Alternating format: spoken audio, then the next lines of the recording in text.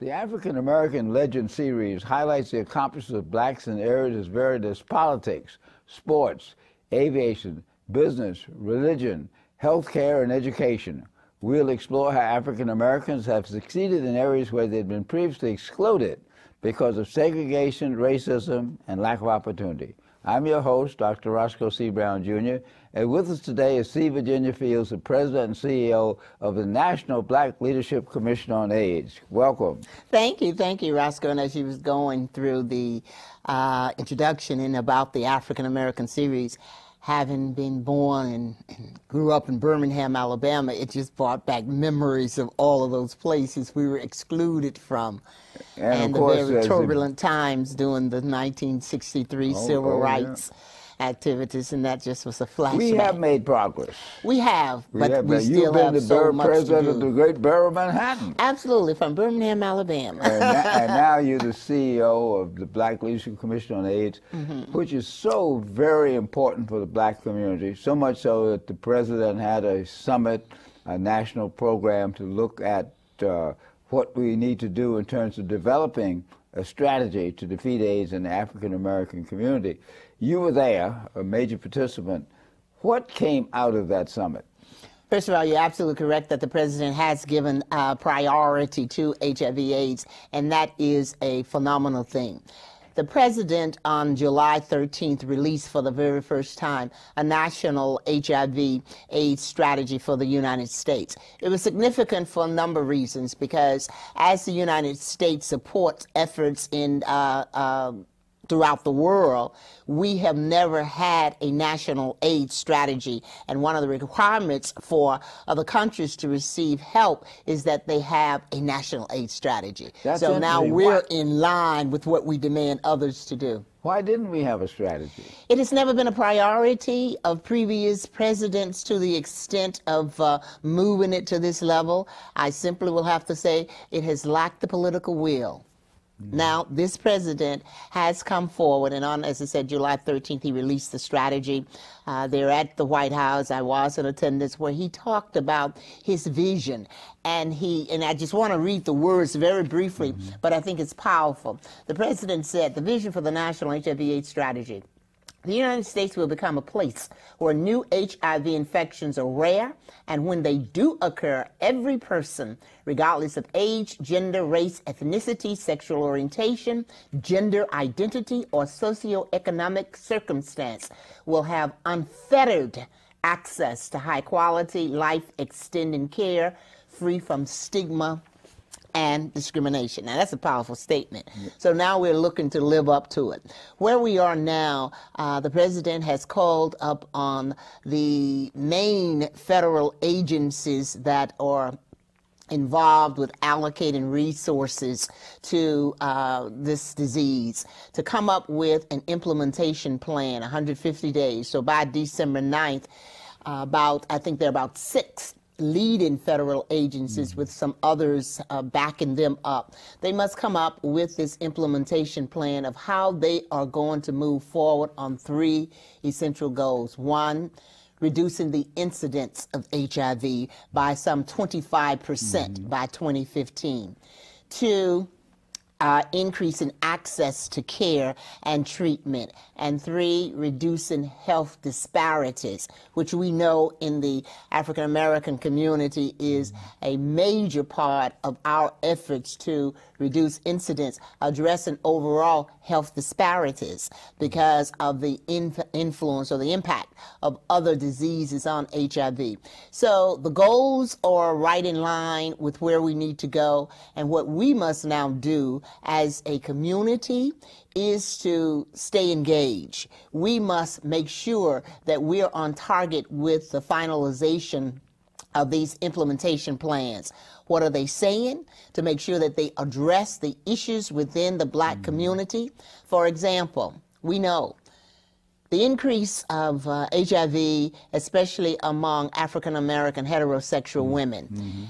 African American heterosexual women represent some 66% of all of the new cases of HIV among all women. Now, we've got to see something in that plan that will help us. We've made some recommendations, for example.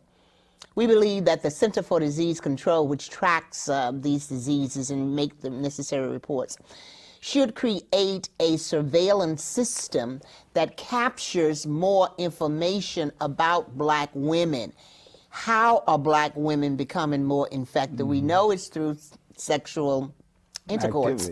We know that, but with the increased number of African American men coming out of prison, with the increased number of men who have sex with men within the black community, we want to be able to better identify what are the sources. Then from there, we can plan and develop more appropriate or effective responses to the problem. We also believe that there needs to be a national media campaign that focuses on African American women at every level in terms of economics, education, geographic, where they live, and this has to be over a sustained period of time. You can't do a hit and miss on this. Do it this month, do it the next month. It's got to be sustained, 5 years, 10 years, so that we can get the attention. So those are some of the things that we are advancing. We recognize the increase among black gay men at the top of the list. So we have to make sure that we are targeting resources into these areas where the problems are the greatest. And I think that's certainly a major part of the emphasis of this strategy. What are the statistics now in terms of the pervasiveness of HIV/AIDS in the African American community? We're still seeing, based on a report from the CDC, Center for Disease Control, that annually we're seeing new incidents of about 56,000 new infections, and over 50% of those are within and among the African American population. And that number, how many are with women? That's where we see 66% of the new cases among all women being that of African American women. So African Americans are still leading, whether we're talking black gay men, heterosexual black women, or black female, male, intravenous drug users, even though we have seen a tremendous decrease in terms of the transmission of HIV through drug use. So we are making progress. We've certainly made progress with respect to the transmission between mother and child because of the drugs and because of the medication and because of the research that was done in order to address that issue much earlier, and legislation right in this state of New York that was passed. So we've made progress, but we have so much more to do because, one, complacency. There's a sense that HIV and AIDS is no longer a problem, and I'm here today to say it's alive and it is well. And it's a big problem. It is a big problem. Two, the belief that if one becomes infected, all they have to do is pop a pill and they will be okay, because they look at people, say, like Magic Johnson and others who look okay. But there's a whole lot related to taking a medication for the rest of your life and the impact that that could have, and you know, that threatened by other diseases also. So in discrimination and stigma, high, we can do and we must do more about that in our own community. Well, what about the black churches? Because AIDS is related to sexual behavior. There have been a lot of myths that have been perpetuated. People sometimes don't want safe sex. They think if they do certain kind of things, they won't get HIV/AIDS. How is that working out now? Because one of the initial activities of the Black Leadership Commission on AIDS was to reach out to the churches, because some of the churches were resisting even identifying HIV/AIDS as a problem. Now that we've identified that, what's happening, let's say, with safe sex and use of protection? How are the churches relating to that? We are seeing churches and faith leaders step up, thank God, because they recognize that we cannot have, faith leaders cannot have their heads in the sand about this. And safe sex works, use of condoms, to be able to talk about that from the pulpit. We're fortunate here in New York City that the New York City Council supports a program, Communities of Color, that provides funding for the National Black Leadership Commission on AIDS and the Latino Commission on AIDS to work with a large number of faith-based institutions and community-based organizations. And through that initiative, we have seen a real breakthrough. More ministers now have HIV ministries in their church and or health committees with a focus on HIV. More of them are talking about HIV boldly from the pulpit, encouraging their congregants to get tested, to be better informed, and to take this seriously. More are now engaged with doing one of 5 things throughout the year around national days like National HIV Black Awareness Day, which is in February, Week of Prayer for the Healing of AIDS, which is in March, National Testing Day, which is in June, National Latino Awareness Day, which actually is today, and then World AIDS Day. So you see them at least organizing and making certain that they are saying something or engaged in some activity to increase awareness, to educate people, and to help keep the focus on HIV. You know, Roscoe, and certainly as one of the founders of the National Black Leadership Commission on AIDS, the important role of our churches in our black community. That is still where so many of us hear the message and receive it very different than what we would receive, say, even from the Center for Disease Control. Good, bad, right, or wrong, that's just the way it is. So that to the extent that we keep our faith leaders involved, that is so important. And we're doing that here in the city of New York. We now have affiliates in 11 cities across the country, and Atlanta, Tampa, Detroit, Washington, D.C., 6 cities throughout the state of New York. And now we're looking at hopefully starting affiliates in Chicago and in Houston. And all of these cities are areas where there are high incidence. Actually, we could just close our eyes and put a dart on the map and go into any city, and you're going to have high incidence of rates among African Americans to the extent that they live in that city. Well, the National Black Leadership Commission on AIDS started in 1987 when nobody was really identifying with this issue, and under the leadership of Calvin Presley and Deborah Fraser Howes and Calvin Butts and C. Virginia Fields. People know about AIDS now. They know about BLACA, they know about the Black Leadership Commission on AIDS, and they know about the problem. On the other side, our brothers and sisters in Africa have a tremendous problem, so much so that the Clinton Foundation is having a meeting about the global initiative to deal with AIDS, particularly in South Africa, where for a long time there was just a denial that it existed, and finally the administration has come around. How are some of the lessons we learned in the United States being applied to the global attack on AIDS? Well, due to a special program known as PEPFAR, it was actually started under President Bush, or I should say, he certainly did give a great deal of resources to that, and that has been continued now under President Obama to provide resources a lot, certainly for medication, which is very important in many of our African countries. They have waiting lists almost to the point where another person cannot receive medication until someone else dies and creates some space for that individual to come into into the process for getting medication. The lessons learned from this country, I think, has been more about collaborations, needing to partner to make sure that the medications are important, but they also have to focus on other issues related to health, education, literacy. So we see a lot of discussion through the Clinton Global Initiative, which is taking place in New York City. The entire day was spent focused on women and health-related issues, with HIV and AIDS being central to the discussions.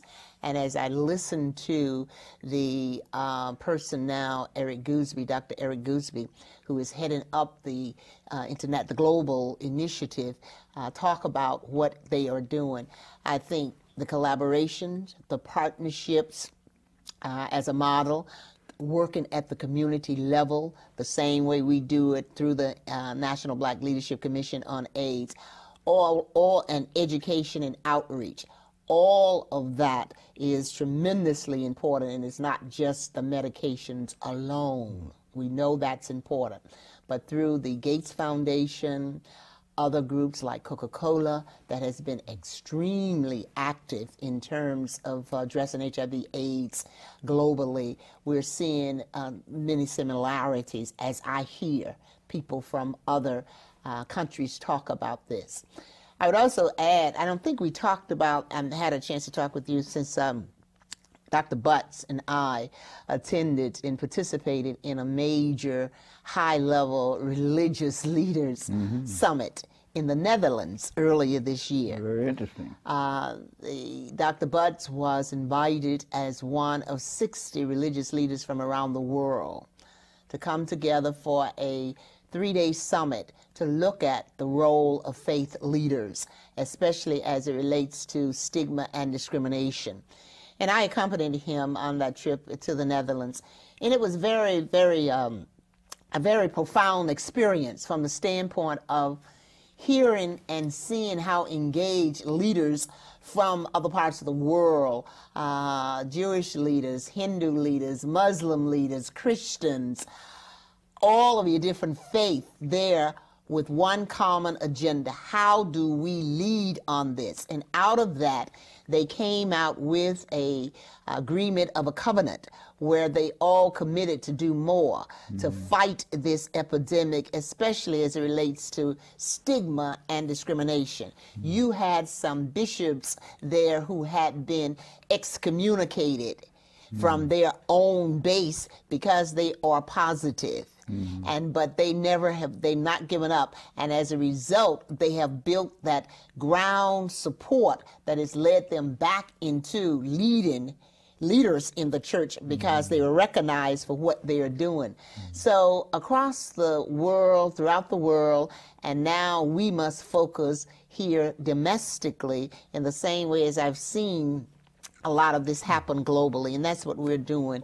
And the National Black Leadership Commission on AIDS is happy to be a part of this leadership, raising the awareness, sounding the alarm, and making certain that this remains at the top of the agenda. Well, you have two things. One, you have to deal with the stigma, and the other, you have to deal with the lack of knowledge. And those two things feed into each other. At one time, it was thought that getting HIV or getting AIDS was a mark of death. Now, with the medications done right, people can live long lives. To what extent is the research keeping ahead of the disease? Not sufficiently enough. I heard or read about a couple of months ago when there was an article actually in the Times about one of the impact of HIV/AIDS in one of the African countries. And one of our leading researchers here at the National Institute of Health said that a vaccine is a long ways off. Now, that was not encouraging for me to hear that, that a vaccine is such a long ways off. I think we have to speed up the research there, and that's part of the advocacy that I think we also must be engaged. Now, coming from Tuskegee, Airmen, you know all about what happened there with the syphilis and so forth, but we are not seeing enough African Americans agreeing to vaccine trials, participating in the vaccine trials. And we need that to happen in order to better understand the impact of this disease on African Americans, because we know that it affects people in racial ethnic groups different. So we're trying to scale that up. We're trying to give people information so that ultimately they will have to make the decision. But good information. Why is it important for African Americans to participate in these trials? So that we can see the development of some vaccines that address particular strands that might be more impactful among African Americans than other racial ethnic groups. We've got to keep research in the forefront, just as we do education. We're pushing to have, sexual reproductive health as a major part of curriculums in our public schools. The same way we need to be pushing for research and reports from the National Institute of Health as to what are they doing in order to advance this more research and effective response to this problem. It seems like keeping the visibility on the AIDS problem is one of our main concerns, because of Magic Johnson and the so-called drugs that will improve, treat AIDS. People say, well, it's not too bad. I'll get over it, and don't worry about it. That, of course, is not true. They will live, and they will have to take medication the rest of their lives. But how do we get the African American community, the national community, to keep AIDS in focus? You're doing a good job, but how do you keep that? Yeah. It has to be through sustained outreach efforts. Sometimes I feel like a broken record myself, or a broken CD these days. Keeping the message out there, staying in the forefront, using every opportunity to raise the awareness through our churches, through our historical black colleges and through the media, like African American legends. That's why I love you, Roscoe, because you continually have someone, myself and others, on talking about, but that's what we have to do. I liken it to, and I often say this, and my staff, when they see this, they say, yes, we've heard it, and that is, as elected officials, we know how to get elected. We get our messages out there. We do what we call retail politics. We're on the ground. We're in the beauty salons. We're in the barbershops. We're in the housing developments. We're on the blocks. We have the literature out there. We've got to do similar kinds of things to get people's attention. Once we get the attention, we're in a better position to educate, encourage people to get tested, to know their status, to engage in safe sex, the use of condoms. We need to get their attention. So we've got to do more in that area and getting their attention, and it's ongoing. It's not a one-time thing that you do then go away. You can't just put a media advertisement or use do this one time, a video one time, and assume that people get it. So it's ongoing, it's education, it's outreach, it's knowing where the major incidents are, and through mapping at the local level, we can identify those zip codes where we have higher incidents, new cases, and prevalence of people who are living with the disease. We've got to do that more and then concentrate our resources in those areas. And that's why I was saying with the National AIDS Strategy, talks about it throughout, putting the resources into communities of greatest need. Now, we have to make sure that that happens, because if that's done, it will direct those resources in the Black and Latino communities. Now, if someone watching this program has been so motivated by understanding the problem, how can they contact the Black Leadership Commission on AIDS to get some materials about programs, etc.? We have a newly designed website, and I encourage people to go on it. It's much more interactive, and we ask for opinions and suggestions. www.nblca.org.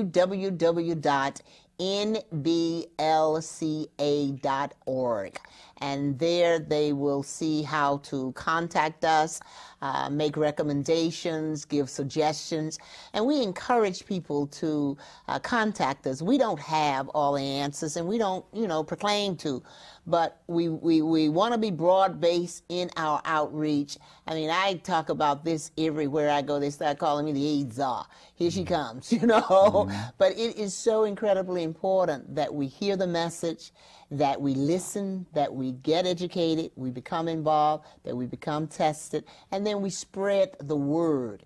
In the black community, the broader community must be engaged and concerned about black gay men who have sex with men, heterosexual, black women, female and male intravenous drug users. Who are some of your celebrity spokesmen about AIDS in the black community? Well, we're seeing a number step up now. Jamie Foxx is certainly out there saying a lot about it. We're, pleased with that. What we're seeing more with the black celebrities like Alicia Keys and others, they're more of a spokesperson on the global scene than the domestic scene. And we're trying to change that.